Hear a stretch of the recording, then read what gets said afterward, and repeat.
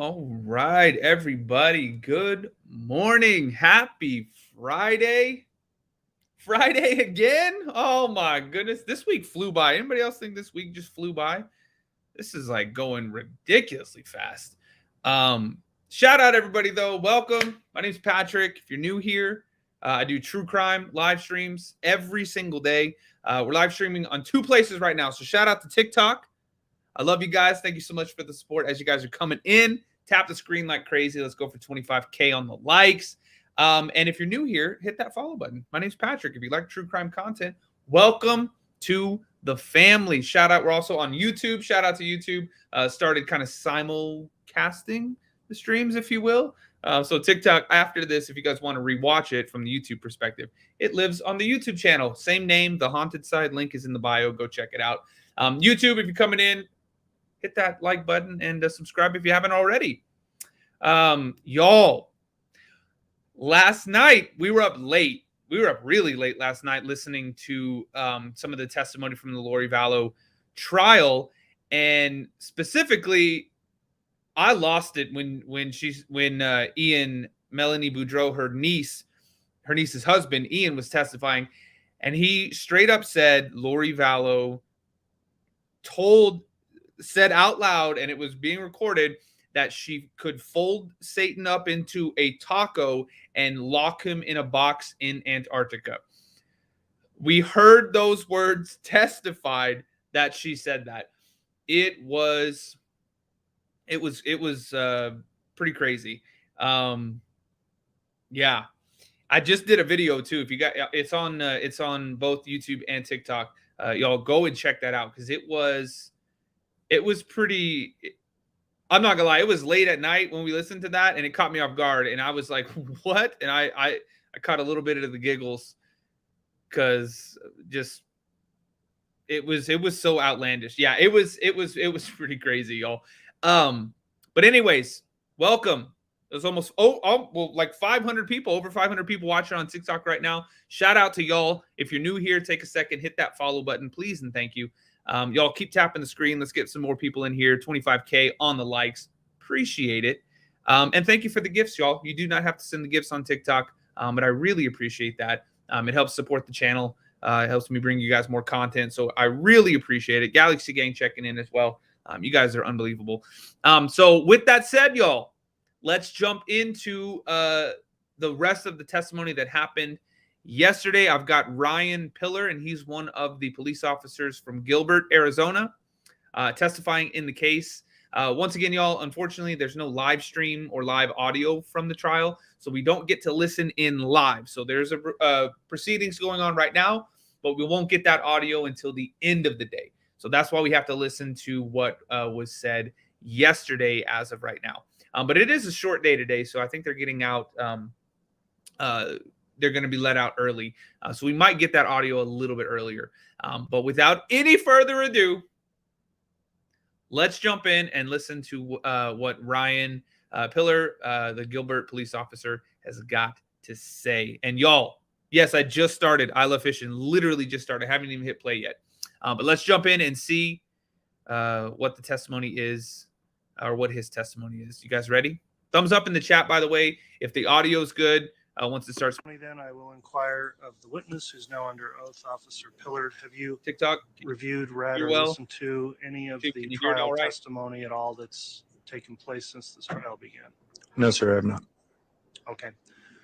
With that, then, you can conduct your direct examination. I would request that the witness talk directly into the microphone, make verbal responses to any questions asked, so we keep a clear record, and try to avoid speaking at the same time as any attorney questioning you. Ms. Smith, you can go ahead and inquire on direct. Thank you, Judge. Good afternoon. Good afternoon. Can you please identify yourself to the ladies and gentlemen of the jury and spell your last name? Yes, my name is Ryan Pillar. Last name is spelled P as in Paul, I-L-L-A-R, first name R-Y-A-N. And sir, how are you employed? I'm employed with the Town of Gilbert Police Department, located in Maricopa County, Arizona. Okay. How long have you been a police officer in Gilbert, Arizona?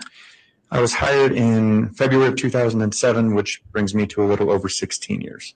Prior to going forward. I would lodge an objection as to 404B. I know that the court has ruled on that, but to preserve our record on appeal, would like to object to him testifying pursuant to 404B. Okay. Ms. Smith, understand the objection. Is there anything the state would like to add before the court makes a ruling on that? No, Your Honor, the court is, we took this matter up before the court in advance, and we understand the court's rulings. And this witness will have some evidence that is 404B, but he is also part of a sort of joint law enforcement effort to find the kids. So partially there'll be 404B, and partially there will be stuff relevant to this investigation. Okay. The court's considered that objection then for the jurors. We keep using this term 404B, which is just an evidentiary rule, so you don't need to be concerned about the number, simply that you will be instructed on what evidence is to be considered and how, and you've previously been instructed on this type of evidence. You will be again at the time of your deliberations. The court will overrule that objection as it relates to any 404B evidence, noting that any previous hearing that was decided by the court that this evidence would be admissible for a limited purpose. And with that in mind, and for the reasons I indicated in that February ruling incorporated into this decision, the objection is overruled. And Ms. Smith, you can commence with your direct examination. Thank you. I wonder what he knows. I wonder what he knows. Carrie, thank you so much for the roses. Is Aaliyah? I can't read anything. Paula, thank you so much for the fires too. Sarah, thank you for the fires. Becky, thank you for the fires. It's Alyssa. Alyssa, thank you for the fire. Sarah, you guys are so sweet. Yo, we're almost there. 100 fires. We're at 67. Thank you guys for that. You do not have to do that, but I appreciate it. And good morning, everyone. Happy Friday. Oh, I can't believe it's Friday. If you're just tuning in on TikTok, y'all hit that follow button. YouTube, hit that subscribe button. We're listening to Ryan Pillar, the Gilbert, Arizona police officer, testifying in the Lori Vallow trial. So let's keep on going. I believe you indicated you were a police officer in Gilbert and you were there for 16 years. Did I hear that correctly? That is correct. Okay. Can you tell us a little bit about your training and background? Yes, I attended 18 weeks of the Arizona Law Enforcement Academy, followed by another 18 weeks of field training in the field while working as a police officer in Gilbert. I worked on patrol shift, working both day shift, swing shift, and night shift throughout 9 years. In August of 2016, I made a lateral movement from patrol to our special victims unit, which is a detective unit designed to investigate crimes against children and sex crimes. In August of 2019, I laterally moved from the Special Victims Unit to the Violent Crimes Unit, where I was responsible for investigating violent crimes to include but not limited to robberies and homicide. And then in August of 2021, I made a lateral movement back to patrol to pursue some other avenues within the Gilbert Police Department. What can you tell us a little bit about your training that supports your experience as an officer in Gilbert? Yes, through Arizona Police Officer Standards and Training Board, I've attended hundreds of hours of continued training. Some specific training would include a 40-hour forensic interview training. I've attended a 5-day homicide investigation training, a 5-day child crimes and sex crimes related training, and multiple interview and interrogation type training. Also, I have attended some 40-hour course on evidence collection and identification for crime scenes. Now, in your capacity in for the violent crimes investigation, did you become involved in an investigation into an attempted shooting at a gentleman by the name of Brandon Boudreaux? Yes. What was the date of that attempted shooting? October 2nd, 2019. Okay. How did you become involved in that situation? I was working as a detective at that time. I was actually in a meeting with fellow detectives, and we were notified of a shooting that occurred in the area of 3875 East Phelps Street in Gilbert. And as the Violent Crimes Detective Unit, we responded to further investigate that scene. What did you find when you got there? Upon arrival, the Phelps Street runs east and west, and the crime scene tape was set up with police vehicles to prevent any type of further contamination. At the address of 3875 East Phelps was a black Tesla with Arizona license plate that ultimately returned to Mr. Brandon Boudreau. Brandon Boudreau is also present at the scene. He is the resident and the individual who was shot at and called 911. So once you were at the scene, what steps did you take? I was assigned the primary investigator. I then delegated tasks to my fellow detectives to include collecting evidence at the crime scene and canvassing the area, while I tasked myself with interviewing the reporting person / victim, Mr. Brandon Boudreau. Lori, thank you for the fires. Y'all, thank you so much as you're coming in. Tap the screen like crazy. Let's go for 25K on the likes over here on TikTok. And thanks for the gifts, y'all. You don't have to do that, but I really appreciate it. We're getting close, y'all. 100 fires. We're at 73. You guys are amazing. 20, Brandon Boudreau. So he was married to Lori's niece, Melanie, and that was Melanie Boudreau. And then they divorce, and then Melanie Boudreau ends up marrying Ian. What is it? Pulowski? I think that's how you pronounce it. And Ian was the guy yesterday that we listened to. He testified yesterday as well, and he was the one that was secretly recording them for the FBI and to see if they could find out where the kids were. And he was the one who testified that Lori said she could cast out Satan. She was able to fold him into the shape of a taco and lock him in a box in Antarctica. That is what allegedly what Lori Vallow said. Yeah. I just posted that video too, y'all. I just posted that video on YouTube. Shout out to YouTube, y'all. We're live streaming on YouTube as well.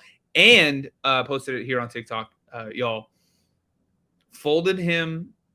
She said I can cast out Satan by folding him into a taco and locking him into a box in Antarctica. How fitting that comes out on Cinco de Mayo too. Well, I guess they said it yesterday, but I released it today.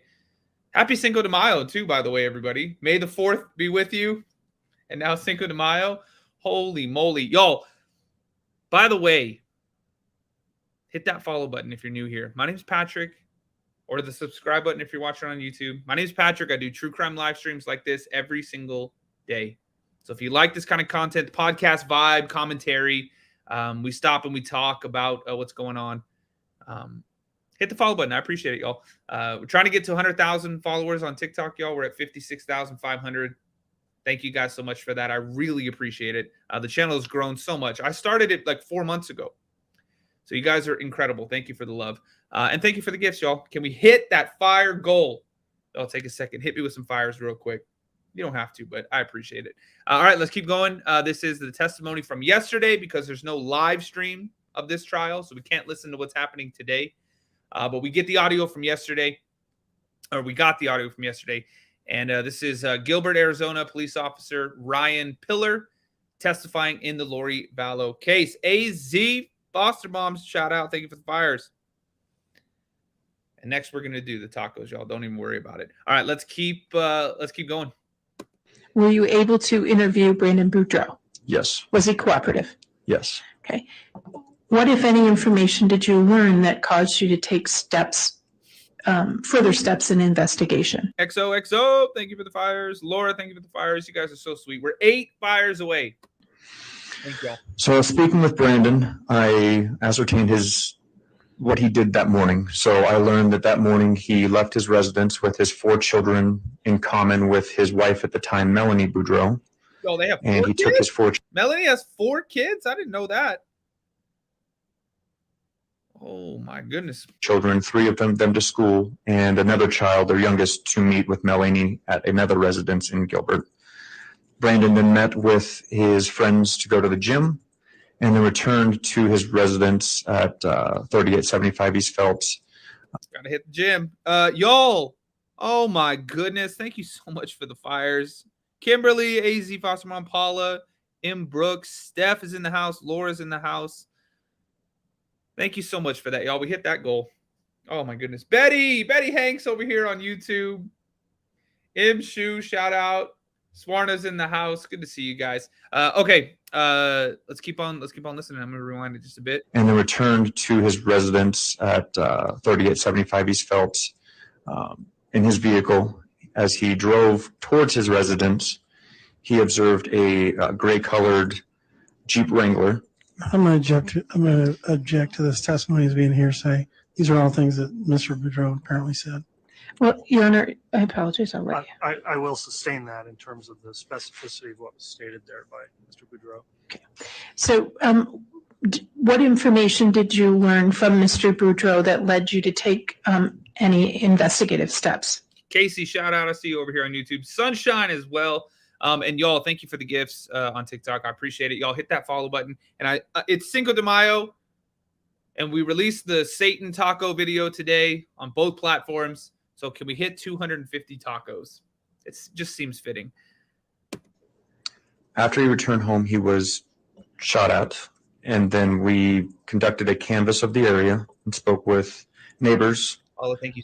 collected ring footage, and ultimately confirmed that there was a Jeep that was idling in front of Mr. Boudreau's residence for approximately 1.5 hours.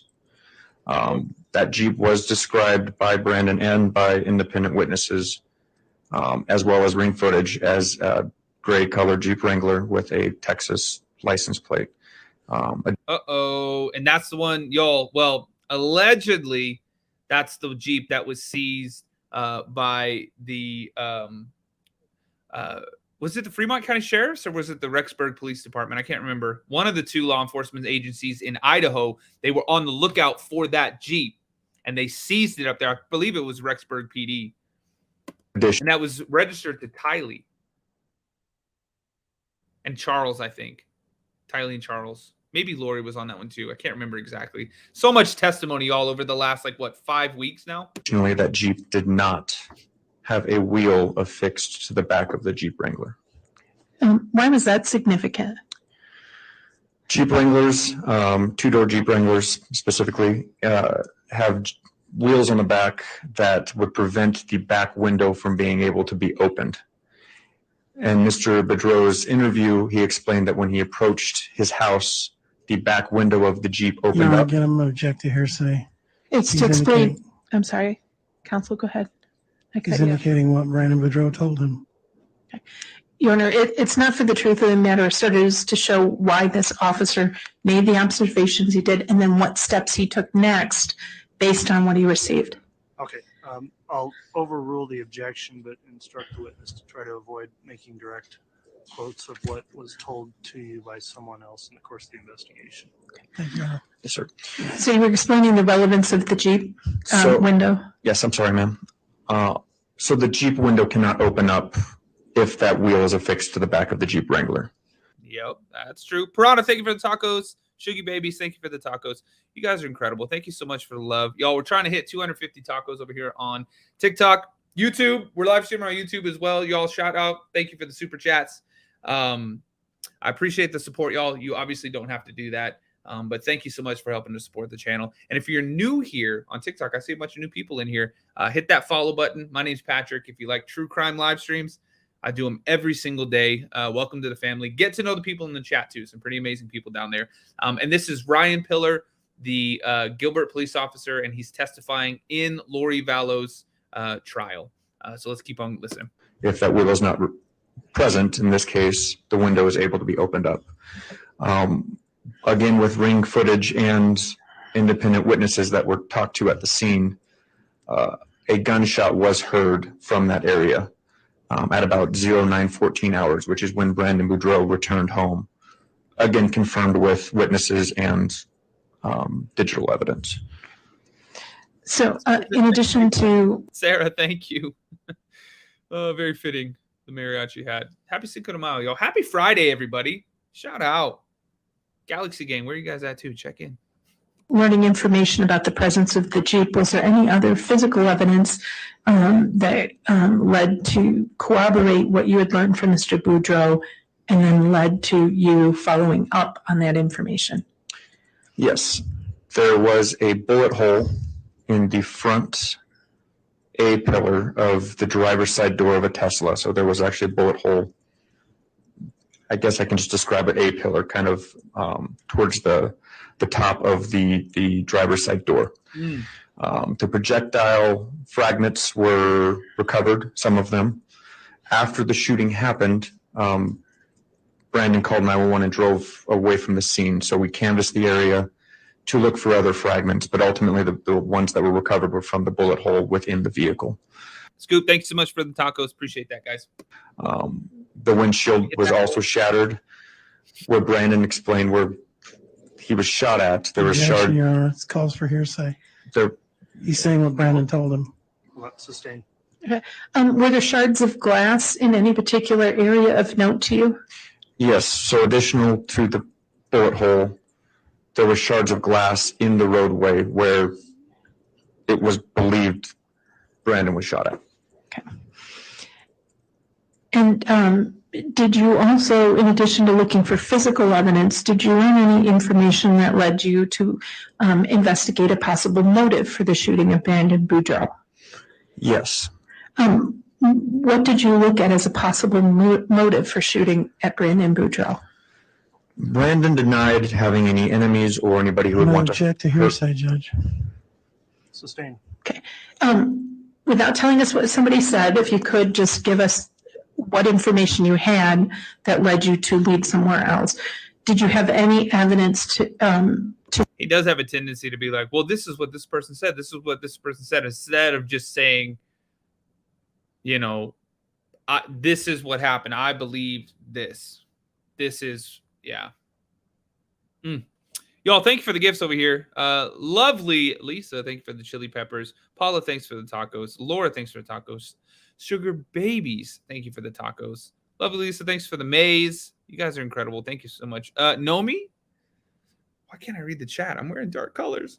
Thanks for the roses. You guys are incredible. All right, let's keep on listening. And guys, if you're new here, hit that follow button. YouTube, if you're new here, hit that subscribe button. And TikTok, make sure you guys subscribe to the YouTube channel as well, especially because when we've been pretty heavily Lori Vallow because she's literally on trial right now. But some of the other trials that are coming up, the Brian Koberger, Idaho 4, Chad Daybell's trial. Well, it actually might be next June now, but they're going to be doing, hopefully we can see some live stream trials. We're going to be doing that on YouTube as well. So y'all hit the link in the bio or click the little YouTube logo button in the bio and subscribe to the YouTube channel, please. And thank you. Plus the long format stuff lives on YouTube anyway. So if you want longer format content, come check it out. And yeah, let's keep on. Margaret, are you 24/7? Every time I come on TikTok, you're live. Why, yes, I am. But all right, y'all. So let's keep on going. This is Ryan Pillar with the Gilbert Police Department testifying Lori Vallow's case. And y'all, TikTok, hit me with those tacos. Happy Friday. Happy Cinco de Mayo. Let's see if we can hit that goal. 250 tacos. I heard it was impossible, y'all. It's never been done. To suggest at the time that Brandon Boudreau had enemies? No. Did you have any evidence that you obtained that indicated possible marital or spousal disputes? Yes. What information did you possess that suggested there was a spousal dispute or marital problems? I learned that Brandon was in the process of a divorce with his wife, Melanie Boudreau.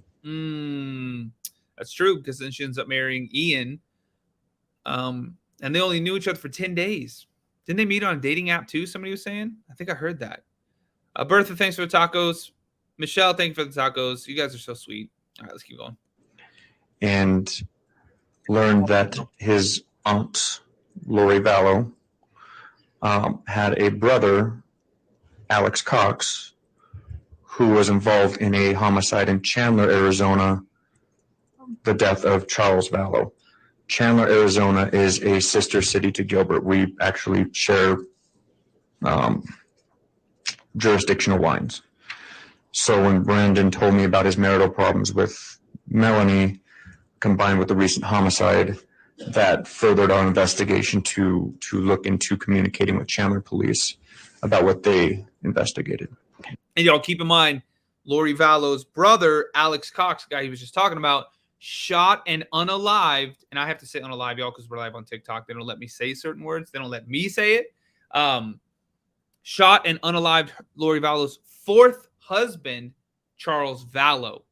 And initially, they thought it was self-defense, but then that case, or that has actually been reopened and is now being investigated as a homicide. So, yeah. All right, let's keep going. Were you able to reach anybody at the Chandler Police Department? Yes.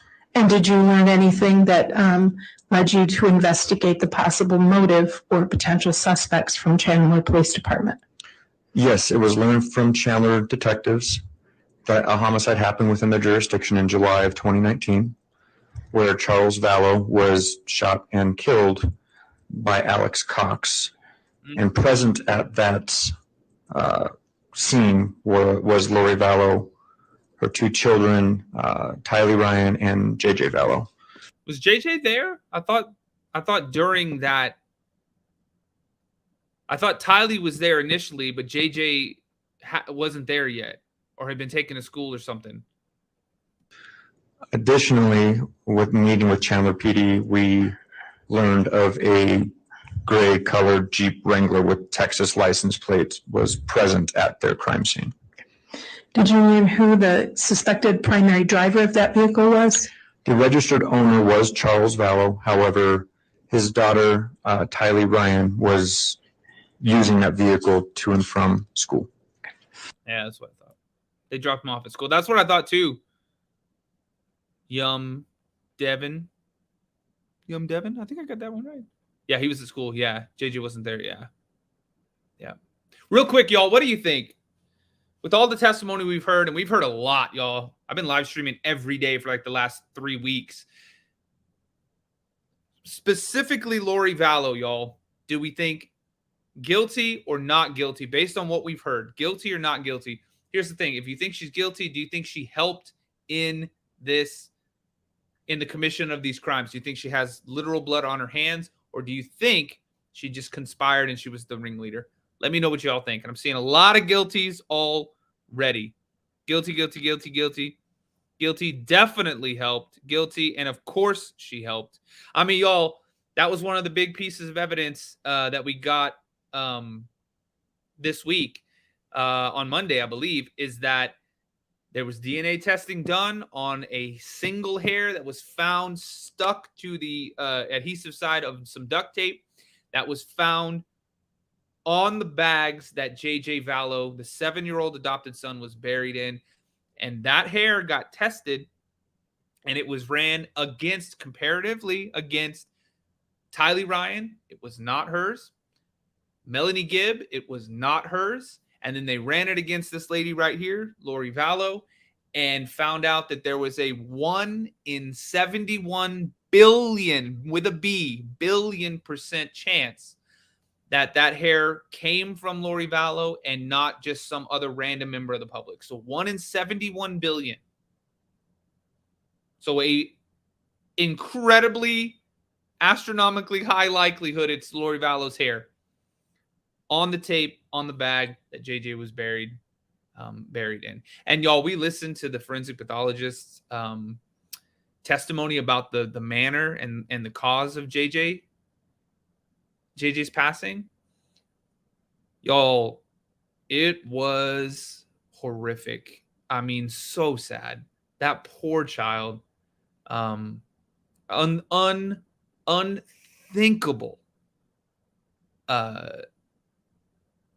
Unthinkable what happened to that poor child. Yeah.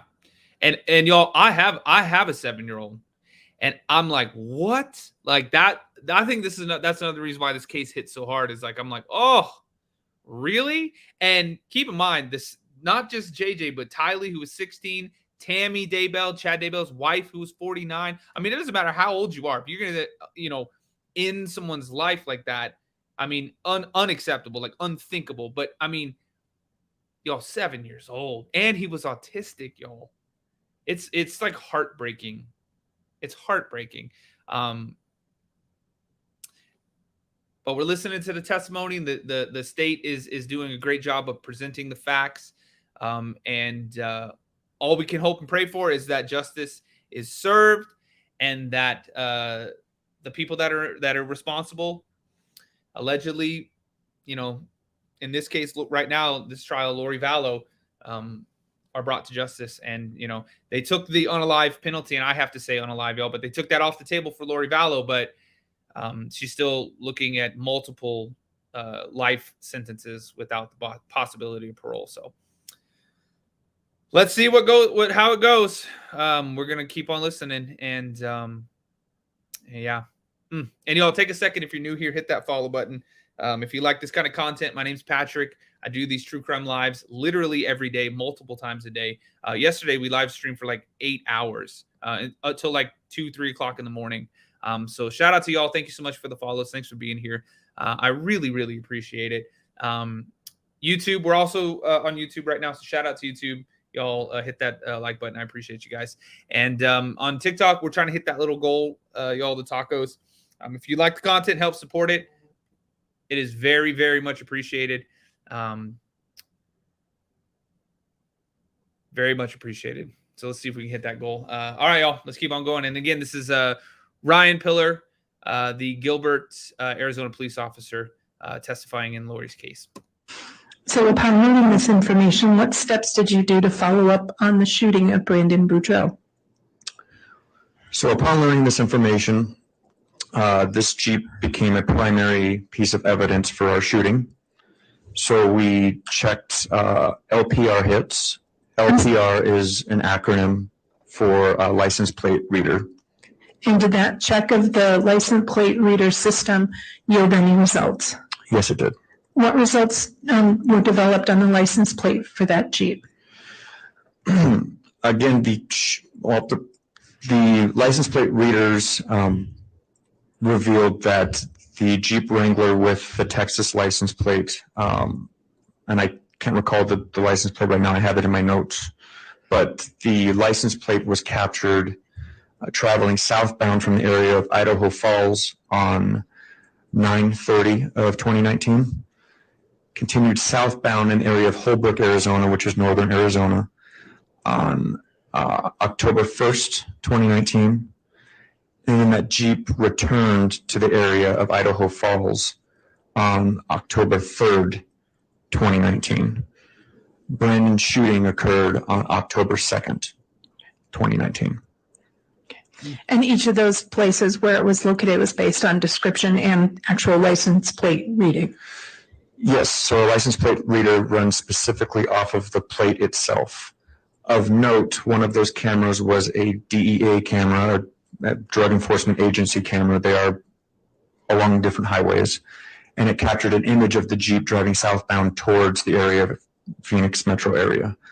The Jeep did not have a wheel affixed to the back of the Jeep. There was no wheel on it. Upon receiving this information, upon receiving this information about the license plate reader, did you take any steps to reach out to any other law enforcement agencies, specifically in Idaho? Yes. What agency did you reach out to? Initially, Fremont County Sheriff's Office was contacted. This was in conjunction with another death that was learned. So based on a death that was learned of Tammy Daybell, that combined with the Jeep being up in the Idaho jurisdiction, we contacted Fremont County Sheriff's Office and then communicated with Rexburg, because we gained information that a address was being utilized off of Pioneer Street in Rexburg, Idaho. And we began to suspect our Jeep was somewhere within Fremont County or Madison County. So when you say another homicide, did you learn information that Tammy Daybell had passed away? Yes. Again, I had regular communication with Mr. Boudreaux. he reached out and notified me of a death of a Tammy Daybell. Why was that relevant to you in your investigation? Because according to him, Tammy Objection, Daybell, Judge. This is Yeah. calling for hearsay testimony. That would be hearsay. Did you have a reason to believe that any of the people of interest in your investigation in the shooting into Brandon Boudreaux had also had a spouse who passed away within proximity to the time when Brandon passed away? yes, there was information that Lori Vallow and Chad Daybell had a relationship in Idaho, and Chad Daybell's wife, Tammy Daybell, died near the time of Brandon's shooting, shortly thereafter. So I contacted Fremont County Sheriff's Office where Tammy's death occurred. I spoke with a coroner up there to discuss how the process works for death investigation in that county. And also we inquired about the Jeep we suspected to be in the area. Y'all, Becky, thank you so much for the gifts. Thanks for the tacos. Scoop, thank you for the tacos as well. Y'all, halfway there. Halfway there. You guys are incredible. Thank you for the love. Thank you for the support. You don't have to do that, but I do appreciate it. It is Cinco de Mayo too, y'all. Let's hit that taco goal. And if you're new here, y'all hit that follow button. My name's Patrick. If you like true crime content, I go live every day and post videos literally every day. So shout out. I really, really, really appreciate you guys. All right, let's keep on listening. Again, this is Ryan Pillar with the Gilbert Police Department in Arizona, and he's testifying in Lori Vallow's case. And this is the audio from yesterday, y'all, because we don't get a live stream or a live stream audio from this case. We only get the recordings each day at the end of that day. So we listened to most of it yesterday and last night, but we didn't hear this testimony. So that's what we're listening to right now. Thanks for the follows, y'all. I see you guys following. I really appreciate that. We're trying to get to 100K, y'all. It's been 4 months that I've been doing the true crime stuff on TikTok. And y'all, the support has been incredible. And Galaxy Gang, where you guys at? Galaxy Gang, check in. Were you able to contact any other law enforcement specifically to help you locate that Jeep? Yes, we made contact with the Rexburg Police Department, and communication began directly with Detective Hermosillo. Okay. And when you say communication, specifically about what? About our Jeep, and we were looking for our suspect, Alex Cox, and we believe he was up in that jurisdiction. Okay. So when you say your suspect, Alex Cox, at this point, why was Alex Cox a suspect in the shooting of Brandon Boudreaux? We completed search warrants for cellular tower data and cell phone data, and it revealed that Alex, one of the phones he was using, was traveling within the area of Brandon's residence and actually was parked in front or near Brandon's residence during the time of Brandon's shooting, and then left the area shortly thereafter and back towards Idaho. He made so Alex, y'all, that's Lori's brother, and he made a lot of I mean, I guess mistakes, but like, I mean, eventually, you know, is hopefully is going to lead to some justice. So it's not really a mistake, but like from the criminal mindset, a mistake. Because y'all, like, they had like, what was it, 18 phones, y'all? 18 phones, burner phones and regular phones and T-Mobile and Verizon and all this stuff. But we heard that they actually one of the agents that was going through all of this data learned that he was logging, so he'd get a burner phone, but he was logging into his own, or like a Google account associated to him on the burner phone. So he's like, oh, nobody's gonna be able to track this. And then it's like going through the setup and it's like, log into your Gmail. And he's like, okay. And he logs into his Gmail account. And they got a lot of data off of the burner phones just because of that. It's like,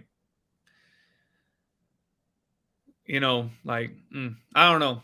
I mean, it's gonna help solve these crimes, hopefully. So it's a good thing that it happened. But yeah, like, I mean, a little. All right, let's keep on listening. And y'all, thanks for the fires. Thank you for the tacos. It's Cinco de Mayo, y'all. Doris, thank you for the chili peppers, though. I appreciate the gifts, guys. You don't have to do that, but thank you so much for that. And Doris, I see you. Thank you so much. All right, let's keep going. And so understanding that you had a person in interest or a suspect, were there other individuals you were interested in as well? Ninja Kitty, thank you. Yes, his wife, she was still his wife at the time, Melanie Boudreau.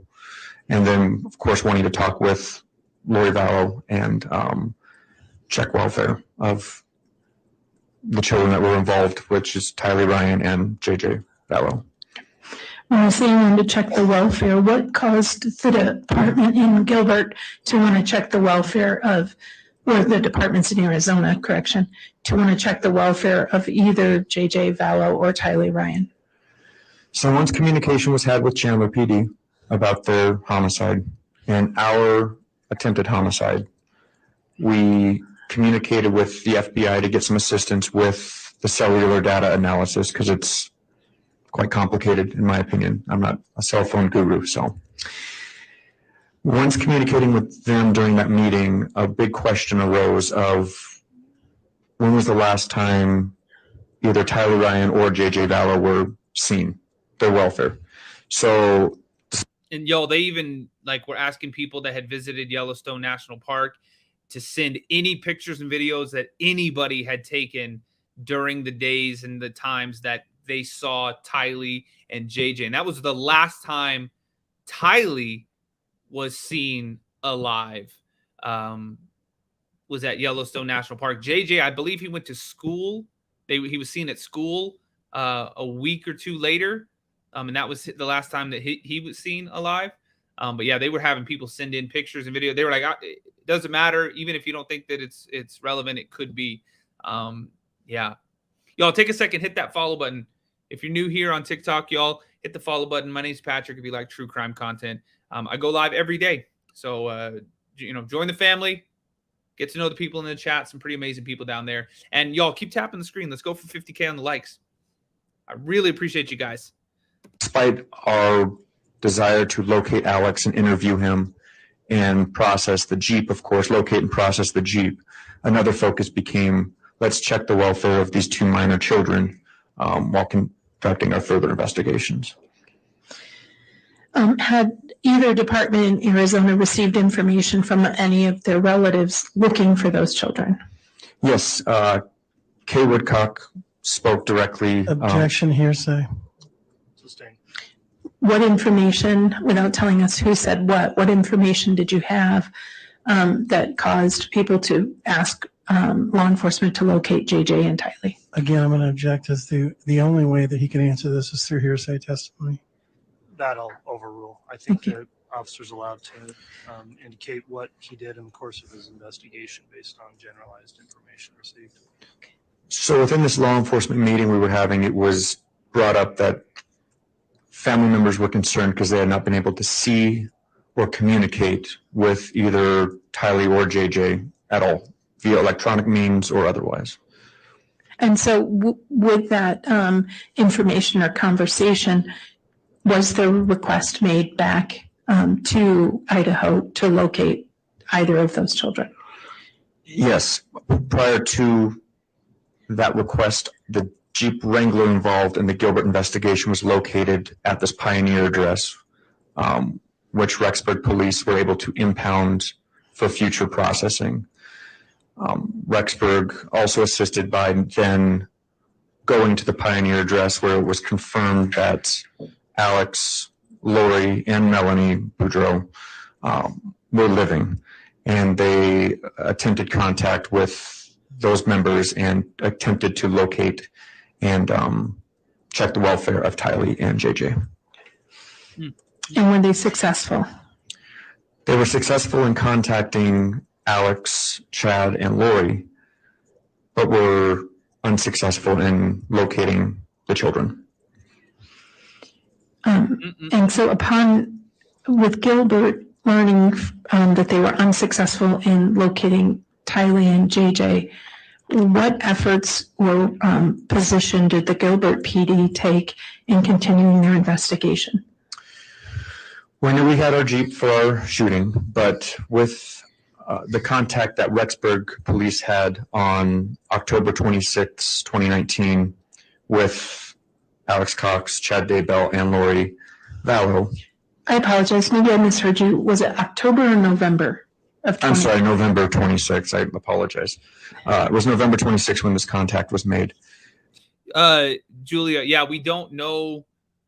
The forensic pathologist wasn't able to determine how the cause of unalive for Tylee, but he did specify that it was a homicide. Somebody else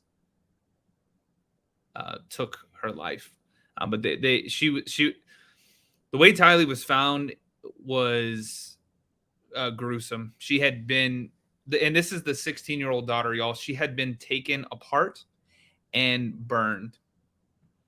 And when I forget the special agent from the FBI, his name, the guy that oversaw the excavation process when they were trying to remove the remains, described it as at first they didn't realize what was happening and what was going on, and they were trying to carefully remove the pieces of bone and different things that they saw, and trying to not contaminate any evidence. But he described it as a mass of like melted human remains. Like, I mean, come on, like absolutely unthinkable that people could do anything like this. Like, oh my God. And y'all, they have Lori allegedly saying to the Audrey lady that was her friend, or like, I guess kind of her friend, that she was going to cut her into pieces and burn her. Now, luckily, that lady kind of snapped out of the trance that they were trying to put her in, I guess, allegedly, and was like, nah, I got to get out of here. But y'all, unthinkable. This, I mean, y'all, I can't with these people. And real quick, too, y'all, guys, if you're new here, hit that follow button. My name's Patrick if you like this kind of content. But y'all, real quick, keep in mind, Lori and Chad, after these crimes had happened, so after the kids and Tammy had passed, were unalived, they go to Hawaii and get married. Y'all, TikTok, this is afterwards. Take a look at that picture. Let that sink in. Wow. Nice smiles, y'all. Sick. And I talk about this every time I show this picture because it's unthinkable. It's crazy to me. Lori Vallow, her sister, is calling her in jail after they find the bodies of the kids, and she's like freaking out. What the heck is going on? Why were the kids' bodies found in Chad's yard, buried? And she said tossed out like garbage, crying, emotional, yelling, saying, tell me what happened. What the hell is wrong? And she's like, and the sister's like, why were you in Hawaii dancing on the beach and smiling in wedding pictures and all this stuff? And Lori's just like, oh, well, it was my wedding. It was my wedding pictures. Of course I'm going to smile in my wedding pictures. Like, trying to justify it. Like, oh, come on. What am I going to do? Just because my kids are unalived, I'm not going to smile in my wedding pictures?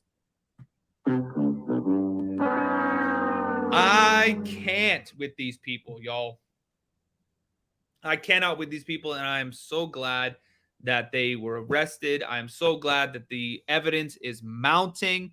This one, Chad Daybell, is still facing the unalive penalty. And sorry, y'all, I have to say unalive. TikTok is weird about what they let me say during live streams. But he's facing the unalive penalty. And this one, just by the skin of her teeth, got that taken off the table. But she's facing life in prison, multiple counts, or multiple life in prison sentences if she's convicted. So, oh my God.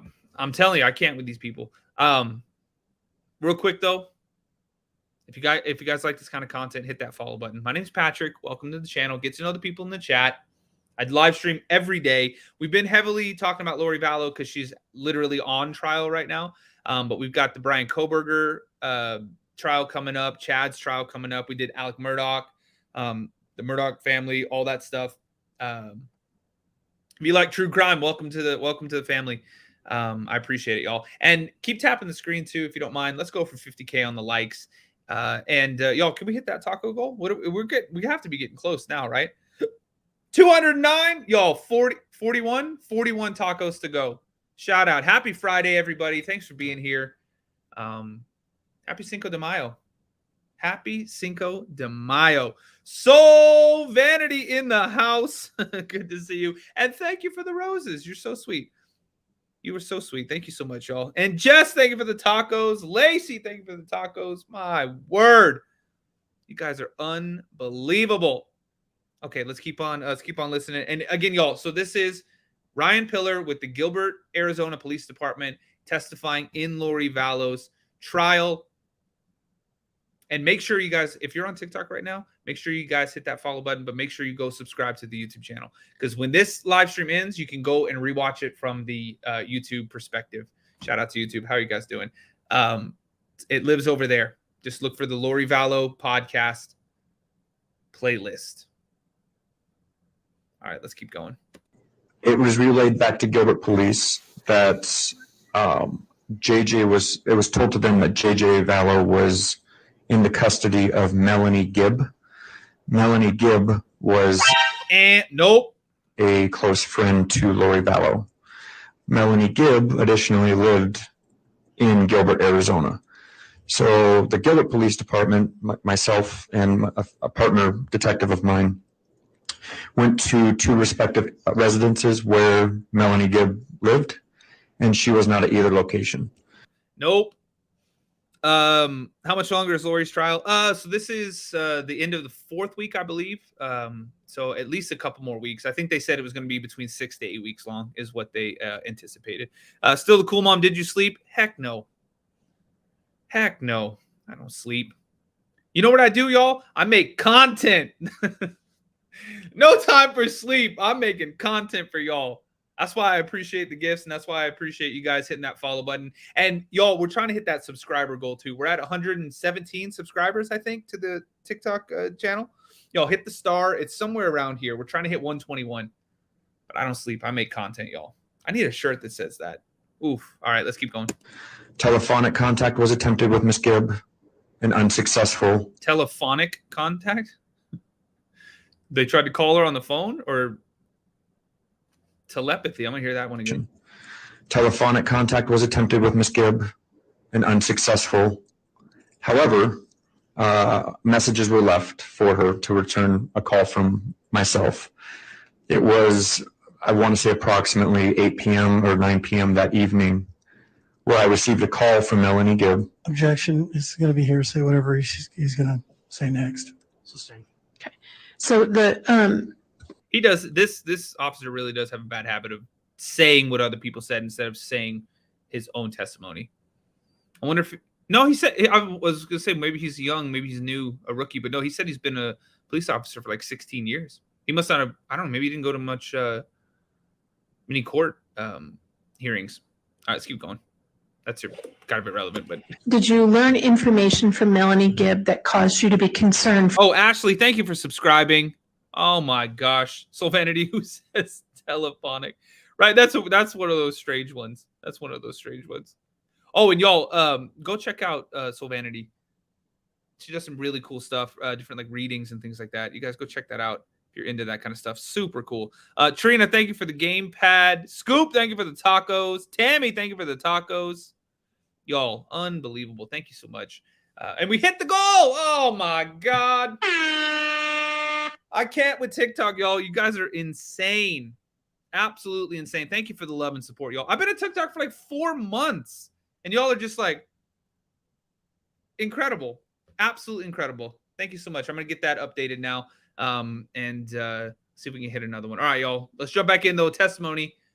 Ryan Pillar from the Gilbert, Arizona Police Department testifying in Lori Vallow's trial. Let's go. For the whereabouts of JJ Vallow or Tylee Ryan. And I'm going to object as to the only way that he can answer this is through hearsay testimony. Yeah, that's not being offered for the truth of it. It's for the furtherance of the investigation. So on that, the objection on hearsay is overruled. Thank you. Lacey, normally come on around 9 p.m. Pacific time. Ashley, we love you. I love you too. I love you guys so much. Seriously, you guys are incredible. Trina, thank you for the tiny tiny. Yum. Yes, thank you for subscribing. You guys are so sweet. Y'all, I switched it to the hand hearts. How many did I put? 100? 50. Y'all, 50 hand hearts. Hit me with it. I love you guys. All right, let's keep going. You can answer if you remember the question. Can you please repeat the question? Sure. Did you learn information from your conversation with Melanie Gibb that caused you to be concerned for the whereabouts of JJ Vallow or Tylee Ryan? Yes, I did. She told me she didn't have. Objection, it's hearsay. She told me. She keeps saying that. It's so vanity. How many hand hearts you got? Oh my gosh, y'all. Thank you so much. Bertha. Berta. Burr. I can't read, y'all. I can't say usernames. Y'all know that. Welcome to the live stream where I talk about true crime and mispronounce names. That's literally all I do. Berta. No, Berta. Berta. And I know that too. You're always in here. I don't know what's happening today. Maybe I'm just tired. Trina, thank you. Oh my goodness. Spiritual strategist. Shout out. Unbelievable, you guys. Thank you so much for the love. I'm telling you, I can't. It could be like John Smith, and I'm gonna be like Johan Smythe, and just be like, All right, let's keep on rolling. He just said she told me. Well, as to direct quotes, again, yeah, that would be sustained as hearsay. What anybody is directly quoted as having said to you. So, Ms. Smith, ask another question, please. Did you learn information without saying what someone said? Did you learn information that caused you to be concerned for the whereabouts of JJ Vallow or Tylee Ryan? Yes, I did. Okay. Did any You can tell she's a little irritated with the defense too. Did you continue to look for JJ Vallow or Tylee Ryan in Arizona? Yes. Okay. Where did you look in Arizona? So we set up poll cams at Melanie Gibbs' residence because, again, we couldn't contact her and she was not in the state of Arizona during my conversation with her. And y'all keep in mind, Lori and Chad told, well, Melanie Gibb testified that they told, so allegedly told Melanie Gibb not to answer the police. So they said, oh, the police might be calling you. Don't answer. And at first she said she was just kind of like confused and was like, okay, and kind of scared. But then, so she didn't. But then later on, it started mounting up, and she was like, "What the heck is going on?" And then she started communicating with the police. And Melanie Gibb recorded that phone call, and they played that phone call during her testimony a few weeks ago. All right, let's keep on going. Stacy, thank you for the hand hearts too. Y'all try to get 50 hand hearts. That's the new goal. We're already at 8. You guys are outrageous. Seriously, thank you so much. I love you guys. So we set up poll cams, which are cameras that monitor 24/7 a specific location. We then began making contact with known family members and friends to both Lori and then friends that would have been in high school with Tylee at a point in time, as well as where JJ previously went to school. Isla Fishing, they asked Melanie Gibb to lie and say that JJ was with her when he was not. Shani, thank you so much. Y'all are incredible. Thank you so much. Those contacts yield any results in locating JJ or Tylee? No, they did not. Okay. Did you also communicate with any other law enforcement officers about that there's no evidence of JJ or Tylee in Arizona? Yes. And did you communicate that with Rexburg and Fremont? Yes, we had regular telephonic meetings since we were all a little spread out to compare notes of where we were at in our investigations, and nobody had located any evidence of the children. Okay. And this was in November and December of 2019? November 26th was the contact with Melanie Gibb, and then November 27th of 2019 is when Rexburg continued their investigation at the Pioneer address. Okay. The Pioneer address is their apartments, y'all. I think they had 3 different apartments. associated to this whole group.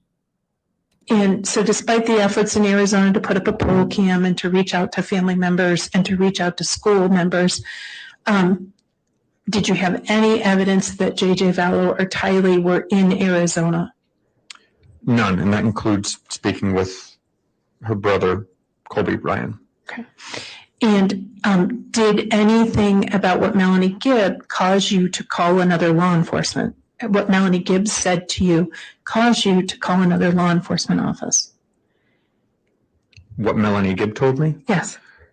Yes, I communicated with Rexburg Police Department again about what she told me, yes. Okay. Why did you talk to Rexburg again about after your conversation with Melanie Gibb?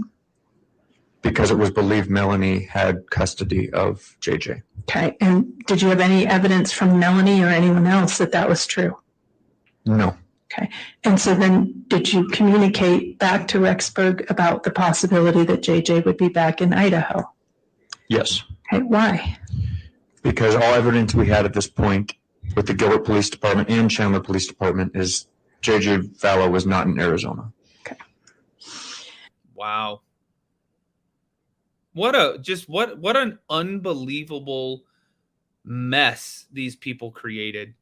I mean, we're talking like tens of thousands of hours, man hours now, to looking for these kids and all this stuff for months. And they're just, oh, let's get married in Hawaii. My God, y'all, what the hell? How do these people operate? Like, what happens if they go to the grocery store and they're like out of something that they want? Do they just like, and like what? Like, how do they operate in just real life? And how do they think that doing something like this, there's not going to be any consequences? Like, just no accountability. Oh, I don't know, get a job, start a company, work. No, you know what?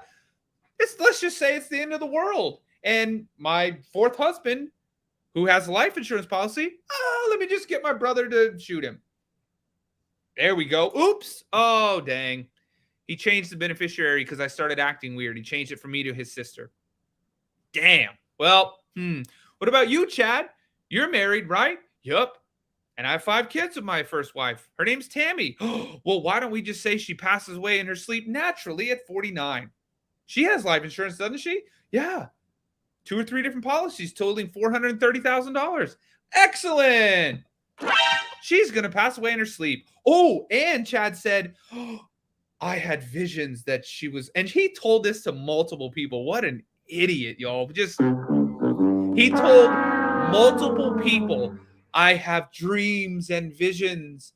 My wife, Tammy, is going to pass away before the age of 50. She's not going to reach her 50th birthday. Guess what? Guess how old she was when she died, y'all? When she passed away, she was 49 years old. Oh, coincidence, Chad?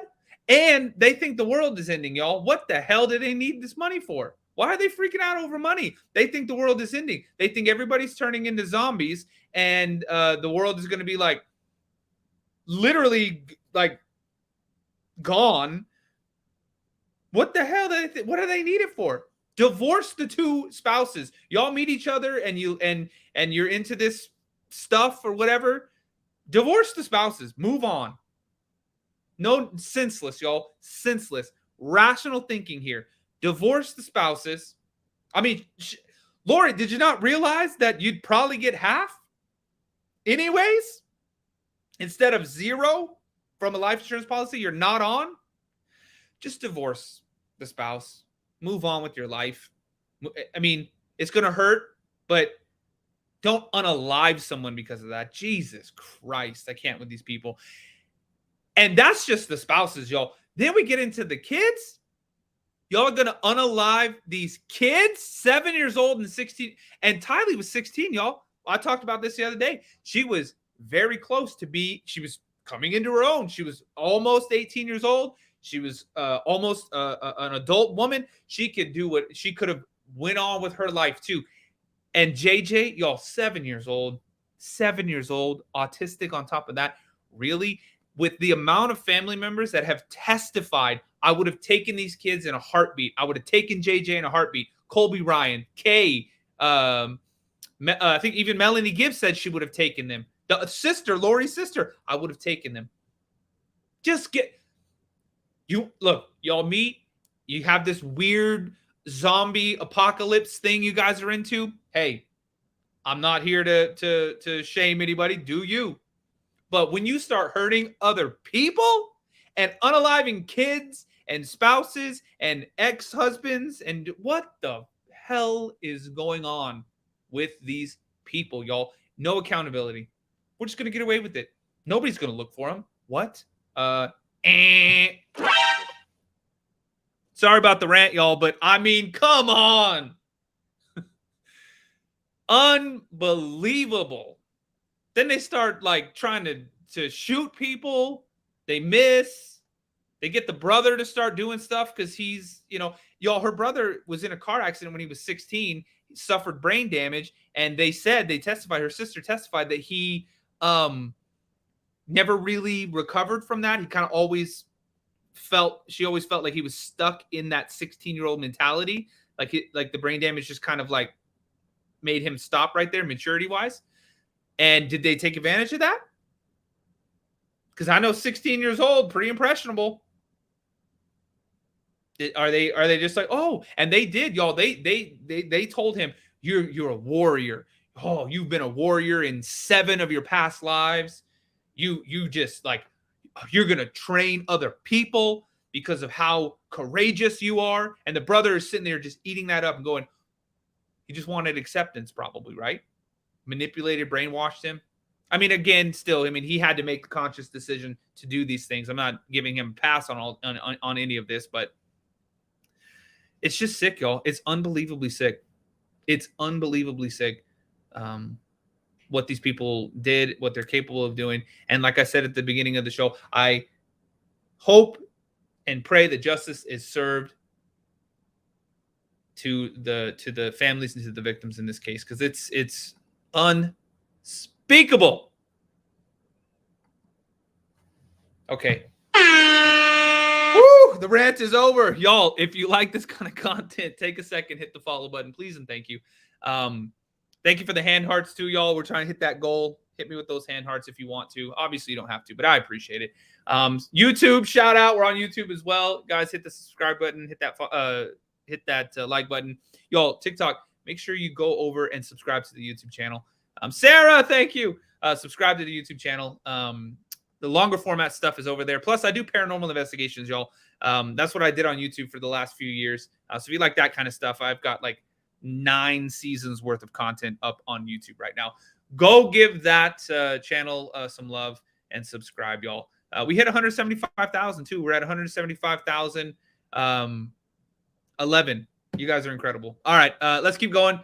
Again, y'all, this is the Gilbert police officer Ryan Pillar testifying in the Lori Vallow case. This is the audio from yesterday. We don't get live streams or live audio. We only get what was recorded each day at the end of the day. So we listened to most of it yesterday, but this is one of the testimonies that we didn't get to listen to yesterday. All right, let's play. I'm gonna try to hone it back in, y'all. I'm gonna try to relax, but oh man, these people, and y'all, thanks for the hand hearts. I see those coming in like crazy. You guys are absolutely amazing. Thank you for that. Now, did you continue your investigation into the shooting at Brandon Boudreaux? Yes, ma'am. How did that investigation continue?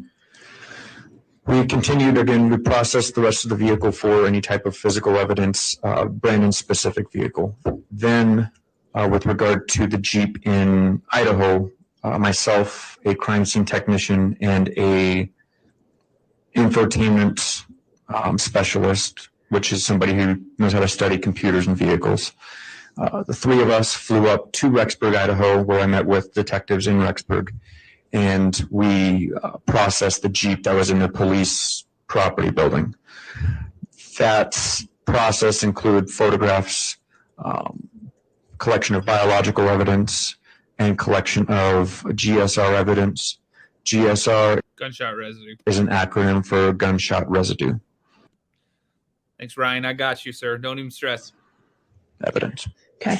So, and what were the results of the GSR? The GSR evidence was collected at the rear of the vehicle, near the back window and within the vehicle, and the GSR results tested positive for evidence of a discharge of a firearm. Okay. The chemicals that could be there were present in the back of that Jeep. That is correct. Okay. It's not a definitive ruling, but at least the chemicals were there. Correct. All right. Now, I just want to be clear, because then it may be the way I ask the questions. What date was it you did the search for of the Jeep? The search of the Jeep, I would have to look at my notes. Okay. If I may. Did you have notes and bring them with you today? I made notes with dates because there was a lot of dates involved in this. May he be handed his notes after defense counsel looks at them? Yes. Thanks.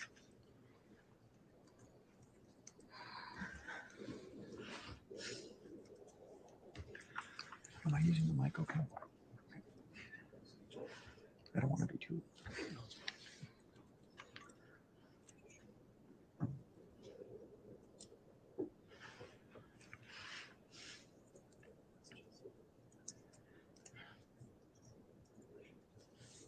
Oh, dang, we did hit. Amelia, thanks so much out. Y'all, we hit over 50K likes. We're at almost 57,000 likes on TikTok. Shout out to y'all. Take a second, too, if you guys are new here. Hit that follow button, would you? I really appreciate it. My name's Patrick. I do true crime lives like this every day. So if you like this kind of content, podcasty vibe, rants occasionally, hit that follow button, y'all. I really appreciate that. All right, let's keep going. Let's see what else Gilbert police officer Ryan Pillar has to say in his testimony. I'm going to fast forward it a little bit, y'all, after he looks at his notes. And the rules are you need to flip it over. So, okay, are you done refreshing your recollection? Yes. Okay, that's all right. We just follow the rules. I got you. All right. What date did you go to search the Jeep in Rexburg, Idaho? The Jeep was searched on November 18th, 2019. Okay.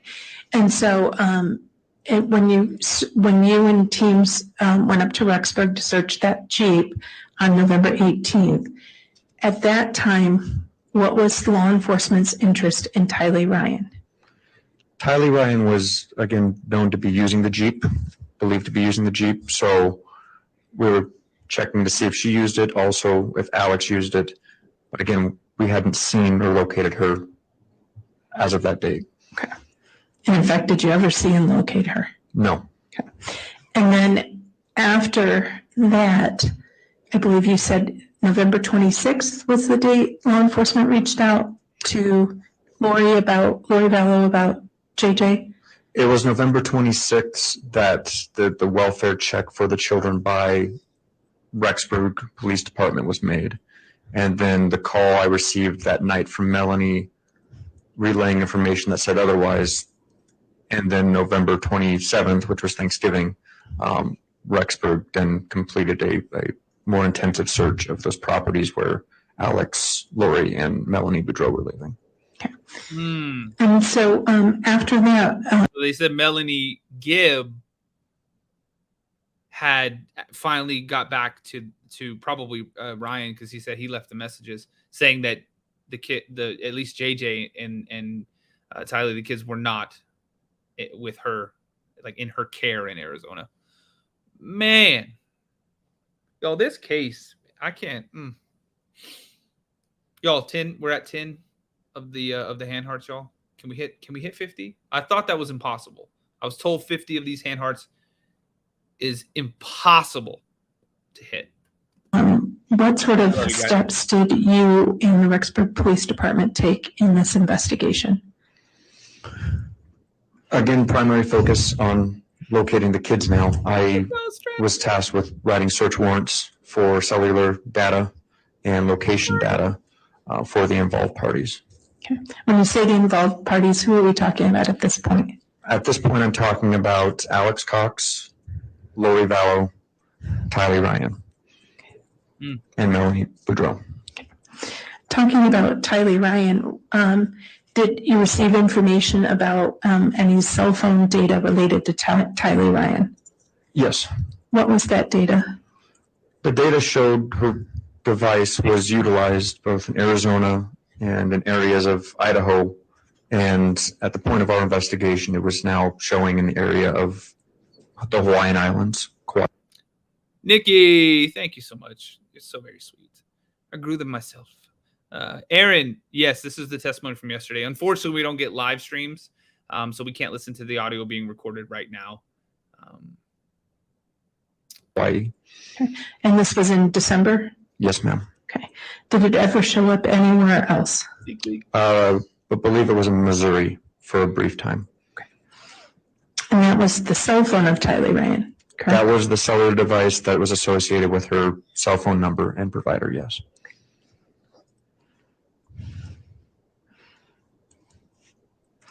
And subsequent or sort of contemporaneous, because all these things are kind of happening at the same time, right? Yes, ma'am. Okay. Did you have information as to the relationship between Brandon Boudreaux and Melanie Boudreaux in terms of divorce or together? They were legally married still, but they were nearing the end of their divorce at the time of Brandon's shooting. Had there been any discussion of life insurance? Brandon and Melanie had a life insurance policy that required each of them to sign in order to modify or null and void the life insurance policy. At my time in contact with Brandon, that policy was still valid. And if Brandon were to die, Melanie would get $200,000 or more. And did you have any information about how much Melanie had received as a part of their divorce settlement from Brandon Boudreaux? Relevancy. Motive, Your Honor. Relevancy. I wonder if the state's trying to show that, so Brandon Boudreaux had this life insurance policy. Are they trying to say that Melanie Boudreaux, who they were trying to get, and it's been testified that Melanie was really close to Lori, were they trying to get her in and they were trying to be like, ooh, yeah, you guys are getting divorced anyways? Melanie, what if he's taken care of and you get this life insurance policy? Conniving, y'all. These people are conniving. Melanie was part of this leak, right? That's what I'm thinking. That's what I'm thinking here. Did she have a change of heart? She tried to get the money. Dang. Y'all, take a second, hit that follow button if you're new here. Becky! Thank you so much. Y'all, there's about just a few, like a couple of minutes left, 3-4 minutes left of this testimony. And then, unfortunately, I've got to jump off for a little bit, but I'll be back on later on tonight. But let's finish up this testimony. Y'all, can we hit that hand heart goal? Galaxy Gang check-in. Hit that follow button. I really appreciate you guys. Thanks for supporting the channel. It's like unbelievable. You guys show me so much love and support. I appreciate the heck out of y'all. Okay. Let's jump back over and listen to the rest of this. Sustained. Your Honor, may I be heard? Barb set up the YouTube channel. It's the same name, The Haunted Side. And you can find the YouTube channel, y'all, in the bio of the TikTok page. And there's like a YouTube button. It's like the YouTube logo. Just click that. It takes you right over to YouTube. Hit the subscribe button, y'all. We hit 175,000 on YouTube today. So incredible. I love you guys. All right, let's keep going. Sunshine. I've made a ruling on that. Jess, thank you so much for subscribing. Sunshine's coming in hot with the hand hearts too. Y'all keep the love coming. I appreciate it. Thank you so much. Okay. Was there, without the amount, was there a payout from Brandon Boudreaux to Melanie Boudreaux as a part of their divorce proceedings? Yes, ma'am. Okay. And did you have any evidence to suggest that cash had exchanged hands between any of these people of interest? Objection. Relevancy. It's part of a conspiracy, Your Honor. That all overrule. Thank you. Did you have any evidence that cash had been exchanged between any of these parties involved? I'm going to object unclear as to who these parties are. Yeah, that was vague. Okay. When we say the parties, the people you have identified looking for the cell phones for, Melanie Boudreaux. Y'all, hold up real quick. Sunshine. Galaxy Gang checking in. Thank you so much. Sunshine, you're amazing. But you're supposed to be at work right now, aren't you? You're supposed to be working. That's what you said on YouTube. You found the glitch so you can watch YouTube at work. That's a win right there. That is a win. Galaxy Gang checking in too. I appreciate you guys. All right, let's keep going. Chad Daybell, Lori Vallow, Tylee Ryan. Did I miss anybody? Alex Cox. Alex Cox. Okay. These 5 parties, and it's part of your investigation, monetary gain is often a motive for homicide, right? That is correct. Okay. So looking at cash amounts and cash's exchange between people or how much money somebody stands to benefit for a homicide is an important factor for an investigator to look at, right? Yes, ma'am. Did you receive evidence that any of these 5 people had exchanged money or cash? Yes. What information did you have? There were Venmo exchanges that were made, and there were also substantial amounts of money that were exchanged that were referenced in text messages with. Yo, how are you going to Venmo somebody money to unalive someone? What the hell? Like, imagine being in court, and this is a hypothetical situation, but imagine being in court and the prosecution is like, and Your Honor, I'd like to point to this Venmo transaction that has a water gun followed by the skull, followed by the name of the decedent in this case. This is a Venmo transaction. What the hell? Unbelievable, y'all. Okay, let's keep going. A couple minutes left on this one. Y'all, thanks for the gifts again. Oh, and we're 1 subscriber away from hitting that goal, y'all. 1 more person, click that little star, help support the channel. Hit that follow button, y'all. And can we hit that heart, the hand heart goal? I've got about 5 minutes left, y'all. I love you guys. Okay, let's keep going. Each other. Okay.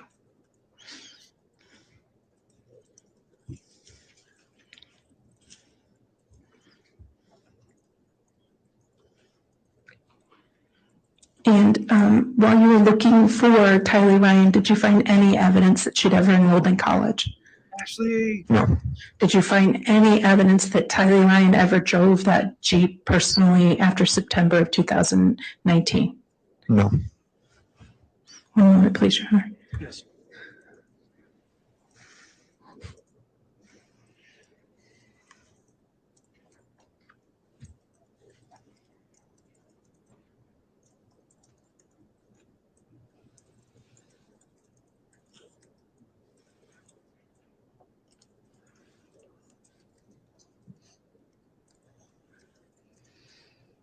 Berta. Thank you. Trina, thank you. Thank you. I appreciate it, officer. That's all, Judge. All right. Thank you, Ms. Smith. Any cross? Your Honor, we know that the court has a prior ruling in February regarding the 404B evidence. We believe that all of the information garnered today in testimony was either 404B or so intertwined with 404B that we could not be able to effectively cross-examine him without losing our right to this 404B on appeal. So we're not gonna have any questions. Okay. I understand, Mr. Thomas, then, so there won't be any cross-examination. Then that would conclude the testimony of Officer Pollard. Wow.